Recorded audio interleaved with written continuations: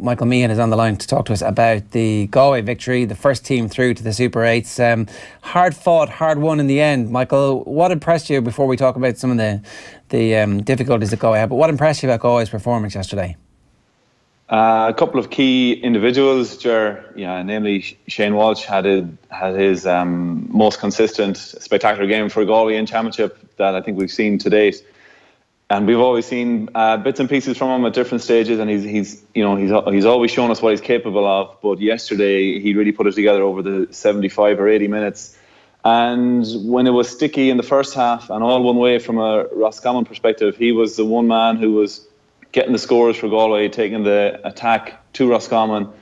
And I think he was involved in every score in the first half that Galway got. He scored 3, and I think he was, if not, he was the assist for the other 2 to Ian Burke as well, are very much involved in the play. So that was he had a fine performance, Ian Burke as well, for Galway. They were the kind of the standout things when I look back on it.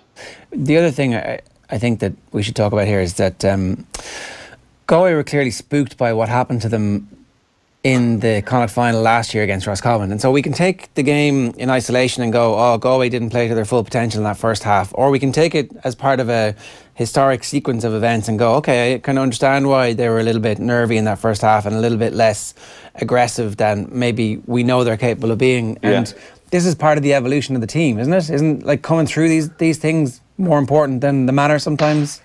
Yeah, big time. You're right in what you're saying. They would have had a huge amount of respect for Roscommon coming into yesterday's game. Personally, I thought, having got the wind at their back more or less in the first half, I would have thought Galway would have then, okay, you know what, we'll take the chance, we will push up on them. But it seemed that they didn't adopt that approach. They were happy enough to let Roscommon Bill play, or to own more possession than possibly when we reflect on the full game now. You can say, why did Galway play like that? Why didn't they just go straight at them from the beginning? But it's not as simplistic as that either. So yeah, the overall riding factor is that Galway would be delighted that they managed the game.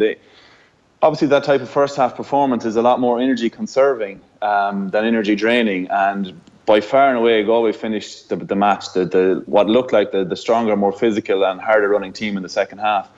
And whether that was by coincidence or by design, in terms of how their overall play panned out first half versus second half, they'll still be happy enough that they, number one, got the win. They showed huge potential in some of their strong aspects of play, and they have 3 or 4 weeks now to work on some of the sloppy stuff that they wouldn't be happy with at all from the first half. There's been a lot of talk in the wake of the match about the halftime team talk that Kevin Walsh delivered to the team. I think it was Shane Walsh said they got a rollicking at halftime. What sort of team talk? How rousing can he be in those sort of situations, Kevin Walsh? Yeah, Kevin will call it as it is. He's a long time there, and he knows himself as a player what needs to be said, and he knows the lads well, and I think they know him, so they detect the disappointment or the anger in his voice very easily, whatever he wanted to transfer to the group. But I've no doubt that there was strong voices coming out of the playing body as well, because knowing it themselves, they were kind of staring down the barrel of it, going a little bit, having flashbacks to last year. And I know last year hurt a huge amount to that Galway group. The way Roscommon wiped us out in the kind of final last year, we would have felt at the time that wasn't reflective of where we were at in comparison to Roscommon. So would have been a huge player appetite there to right those wrongs, and I've no doubt it was some of the players who chimed in as well with them, Owen, to kind of make sense of it all and outline what had to happen in the oncoming 40 minutes. In terms of the way Roscommon managed to punch a few holes in Galway's defence yesterday, that's kind of one element of it, but the other element is the first Roscommon goal, and I'm wondering, is that a potential weakness consistently going forward, that if you get the ball down the sides of the Galway defence of their D, then you will get in behind them, you will get success, you will bear down on goal more often than not? And with strong corner forwards potentially coming down the line in the first Super 8 game, which could be against Kerry, could that be a potential weakness, or was that really just an anomaly yesterday, that first goal? It was a great goal by Kieran Murty. He just identified the one-on-one with Galway's centre forward and probably said, what, I'll take this out for a run here and see how we get on. If he was faced up against maybe one of the named backs, he mightn't have been as aggressive on that approach. But certainly Galway and every team, protect the D, protect that scoring zone where a high percentage of scores are taken from. So there can be more space on the sidelines in every team. So I don't think it's going to be a huge point of play. It's nothing new that Galway are doing to anyone else really in terms of being, compacting in front of the main scoring area. What was noticeable as well, Owen, in the second half is some of Roscommon's wayward shooting were from those areas, out on the sidelines in the low percentage zones, and they inevitably, I suppose, hindered Roscommon's chances in the second half. They never were able to build any momentum because some of their shots just weren't really on. They were taking them from left-hand side, right-hand side, and just ballooning them. They weren't working out, and that kind of fed into what happened in the second half. I'm sure you saw the Brawley narrative about how pre-game he was like, look, Galway can realistically put it up to Dublin. The first half wasn't the right approach. The second half is a bit more like it, but they have to go like that full time if they're going to actually progress. Like, it's actually fairly obvious stuff that if you want to take on the best team in the country, you're going to have to attack them and you're going to have to be good enough to go 70, 80 minutes with them. I do feel like outside counties, we don't really fully appreciate the psychic trauma that is inflicted by heavy defeats by your neighbours. It's just a very natural thing that, like, there's this kind of ghost of defeats past, particularly one so fresh in the memory. So, like, I don't read too much into the fact that Galway didn't do that in the first half and that they came out in the second half and actually, particularly that last 10 minutes, like, that was clutch. That was championship winning type of performance. Yeah. Absolutely, yeah. I think you have to give these games, their own kind of setting and environment, and how you've explained it is exactly it. And even if we scale back maybe 5, 6 weeks, whatever it was, to the Mayo game, that again was another game. There was so much expected of it to kind of launch this year's championship. But I was fairly confident we were going to get the game that we got, because we have two teams very competitive with each other, and just they know each other so well at this stage. So that game is, as well, was looked at in isolation in my mind, and what transpired was kind of along the lines of what most people, or some people, would have expected to happen. So it's kind of managing opponents, who you're lining up against as they come. The next likely opponent, as Ona said, is if Kerry win the Munster final next weekend, that's who Galway play in Croke Park in the middle of July. So there's a big task and challenge there, and that's a game that Galway will have to approach, with a different mindset again. If you gave a first half like that yesterday to Kerry in Croke Park, I don't think there'd be any comeback in the second half. So and I think that there's no anyone could identify that. So it's going to be part and parcel of what Galway try and do in terms of building their game plan. And how a game plan changes, during a game, and it's very, very difficult to go hard for 80 minutes. I don't think it can be done. I don't think any of the top teams do it. There's always times where they soak up a bit of pressure when the opposition have the ball, conserve that little bit of energy, and prioritise peers in a match when they know they have to really go at them. And maybe there's a little bit of that at play yesterday as well. Yeah. All in all, I'd say Galway fans are pretty happy with the way things are going. Their superstar marquee forward that everybody had been talking about pre-season isn't going to be the only focal point for their attack. They now have, Owen was already anointing all-stars on Twitter after the performance yesterday. But it's got to that point where teams are definitely going to have a look here and think, ooh, this Galway attack is for real. Yeah, there's a few more. There's every attack, any forward line you wanted to play in, having a couple of really key forwards, it's brilliant, because on their day they'll go to town. But these lads are going to be well earmarked by the main players in the Kerry team, or whoever they come across for the rest of the year. The Shane Walshes, the Damien Comers are always going to be on the top of the list.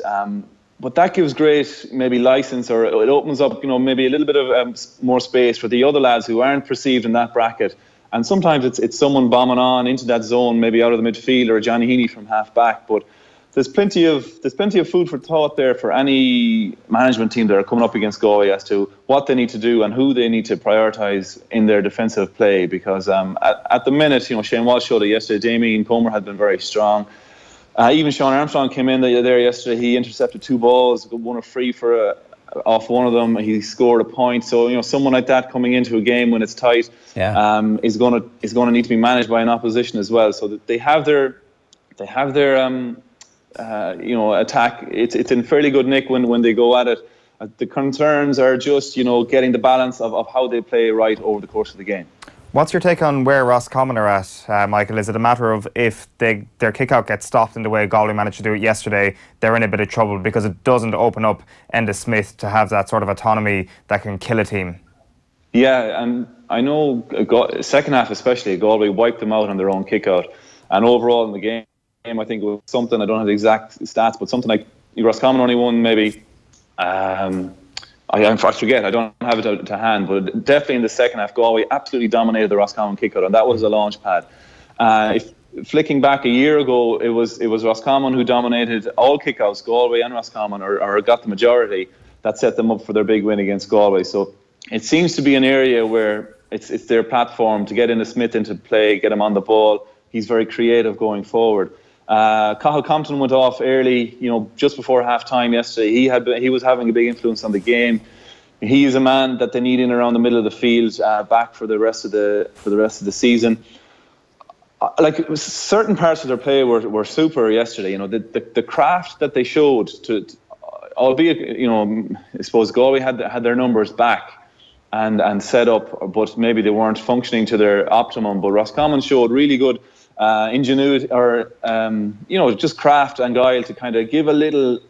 There was one or two occasions where they hand passed the ball, they bounced it onto the ground and into a fella's hand. That was their way of kind of getting through the traffic, and they looked really creative. And it was something last week we spoke about, that it was their forward play that you would fear. Now they only kicked 8 scores yesterday and 2 scores in the second half, so that you can say, Mike, geez, that's not great reflection on a forward unit, but it comes down to the possession that they were securing out the field, coming from midfield, and it was most noticeable when Galway in the first half, they allowed Roscommon have the ball, they allowed them work it up to the pitch, and loads of Roscommon players in the middle third handle loads of ball. They had a hop, they had a solo, they had a handy pass to someone beside them. When there was no pressure on them, their confidence grew, and that's when they were dangerous. In the second half then, when Galway squeezed up on them and cut off, pressurised the man on the ball, and every other potential Roscommon man who was to take the pass off was man-marked as well. All of a sudden then they had no time to think, the pressure was on,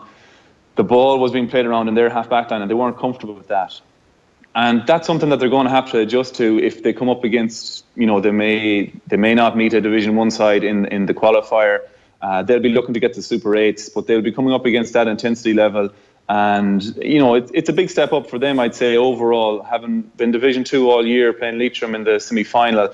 So it's maybe a game that they needed, but they still have a good mix of players. They still have a forward unit there that will score every day they go out. So they'll have a tricky few days now to kind of gather their thoughts, but I don't think we've seen the last of them either. And just enough time to get that out of their system and get ready for. Yeah, they have 3 weeks, I think. Yeah, so it might actually be one week too many, but it's maybe after a defeat like that, you need a week of licking your wounds and then 2 weeks to prepare. You need time, yeah. The graveyard shift was when you got the qualifier the week after you got beaten in championship, because I think 70-80% of the teams, no matter who they are, lose in that environment. So yeah, they've avoided that. That doesn't happen anymore. And I know coming into yesterday's game, they had several lads maybe who had missed maybe 2-3 weeks of training with slight injuries in the run up to this game. So they'll be hoping maybe if they get a couple of good weeks of collective training now, once they get over this and analyse it, that they'll be able to set themselves up for another little crack at this.